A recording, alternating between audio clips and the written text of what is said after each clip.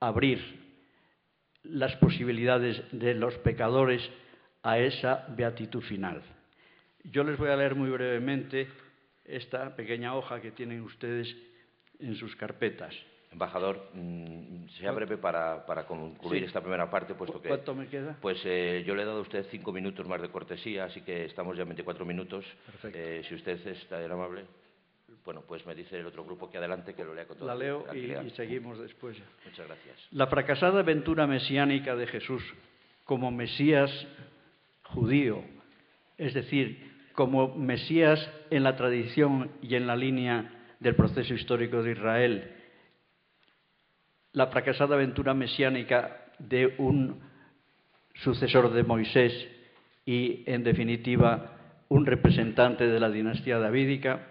y la posterior recuperación eclesiástica operada por Pablo de Tarso mediante la radical inversión del significado religioso político de lo sucedido con Jesús, consistieron en la sustitución del fiasco, es decir, del fracaso político y religioso del mito mesiánico y de la propia figura de Jesús, protagonizada por el Nazareno, con el triunfo del mito mistérico espiritual imaginado por Pablo. Por esta vía de cierto oportunismo, el escándalo de un pretendiente mesiánico judío desmentido por los hechos, su crucifixión, intentó transmutarse en una concluyente victoria del plan de Dios, revelado mediante la utilización de una especulación que nada tenía que ver con Jesús y que Pablo elaboró, repito, con patrones de los cultos mistéricos paganos y modelos apocalípticos y escatológicos hebreos.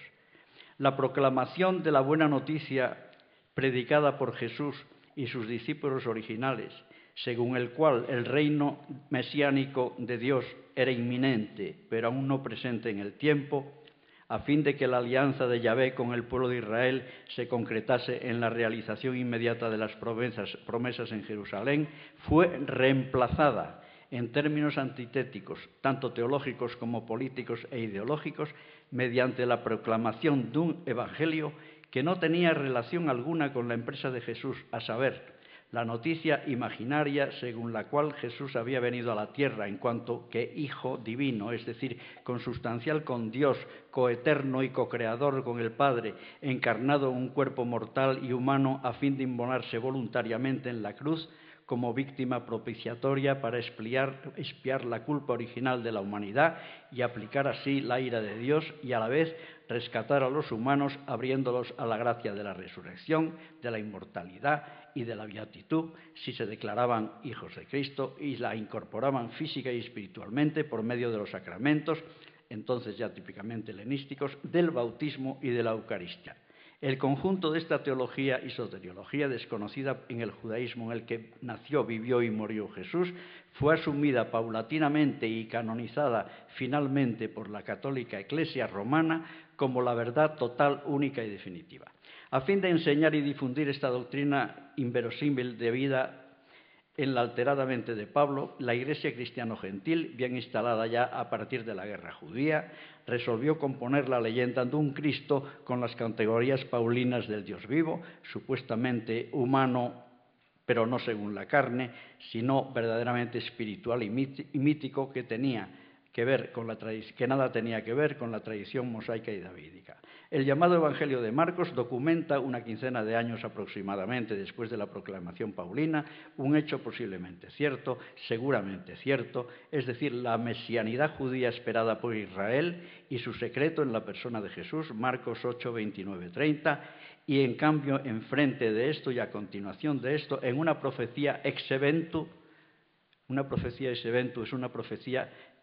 que anuncia un hecho que ya ha ocurrido, es decir, es una falsa profecía, de que Jesús había de morir y resucitar al tercer día. Marcos 8:31. Este paso de la declaración absoluta de una mesianidad típicamente judía, que nutre toda la vida y el final, en definitiva, fracasado y dramático de Jesús, es en el mismo Evangelio. Y después, inmediatamente después, por la idea de un Mesías que nada tiene que ver con la tradición mosaica y davídica, sino que es un ser hijo divino con todos los atributos propios de la divinidad en los términos que les he leído.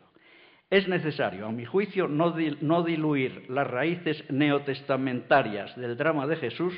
tal como lo concibió y deformó Pablo, con la suerte que corrió este legado paulino en las manos de los sucesores tardíos de la doctrina cristiana. Es decir, estos autores de varios cristianismos que aguas abajo ya después de la ruptura principal de Pablo de Tarso se ponen a especular, a inventar leyendas, esos apócrifos que nada aportan al hecho central y el hallazgo de las raíces genuinas del mensaje paulino. Es decir, esta pluralidad de cristianismos tiene muy poca importancia para ir al hecho principal, que es de dónde y cómo surgió la fe actual que la Iglesia ha ido desgranando a través de la historia dogmática. Por lo tanto, las heterodoxias o herejías, que por cierto ya anunció Pablo de una manera realmente notable, Pablo decía en Corintios 11:19, dice literalmente: tiene que haber incluso herejías entre vosotros, de tal modo que aquellos que son aprobados puedan ser revelados entre nosotros. Es decir, que Pablo, dándose cuenta de que su mensaje era frontalmente antitético con respecto a la tradición evangélica del Cristo mesiánico, y que iba a haber naturalmente una serie de efervescencias, en definitiva de oposiciones, previó ya y advirtió que esa siembra de posibilidades heréticas iban a tener una importancia enorme en el curso de la historia. Por cierto, en esta Corintios 11:19, los púdicos redactores de las traducciones de los evangelios, por ejemplo la Nácar Colunga, que es la más conocida, y todas las posteriores, procuran no poner esto claramente y cambian la palabra herejías por disensiones, divisiones entre vosotros, etcétera, etcétera. Pero realmente en el griego de la koiné, es cismata, es decir, los cismas tienen un léxico concreto que es cismata. En cambio, las herejías son hereseis, es decir, que la traducción es errónea voluntariamente. En estas Biblias se hace creer al que las lee que Pablo no habla de herejías, sino que habla de disensiones, de enfrentamientos incluso, pero no de herejías, con lo cual modifican la sustancia teológica de lo que ya Pablo en su propia epístola a los Corintios había anunciado. Por el momento termino.